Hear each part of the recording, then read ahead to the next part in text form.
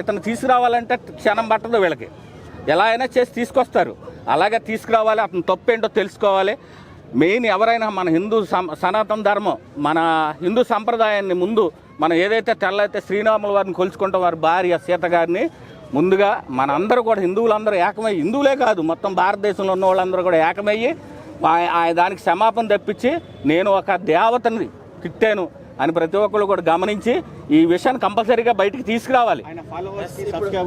అదే చెప్తానండి, ఫాలోవర్స్ కూడా మీరు ప్రతిదీ కూడా మీరు ఏదో వీడియోలు పెట్టి లైకులు చేసి మీరు అన్ఫాలో చేసేయండి, ఇమ్మీడియట్లీ అన్ఫాలో చేయండి. ఎందుకంటే ఇది కరెక్ట్ కాదు.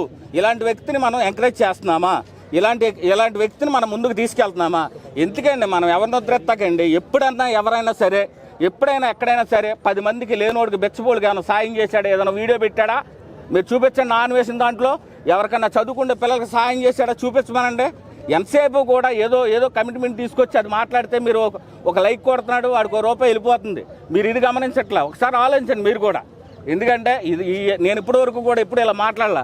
కేవలం సీతమ్మ తల్లిని అవమానించాడు, శివాజీ గారు ఇష్యూ లేకపోతే ఇంకోటి కాదు. వీళ్ళందరినీ పక్కన పెట్టి నాటి తారలు ఉన్నారు ఇప్పుడు, పాతోళ్ళు వాణిశ్రీ లాంటి వాళ్ళు, ఇలాంటి వాళ్ళు కూడా వాళ్ళు ఎంతెంత సినిమాలు ఎన్నేసి రోజులు, 300 రోజులు 400 రోజులు ఆడాయి.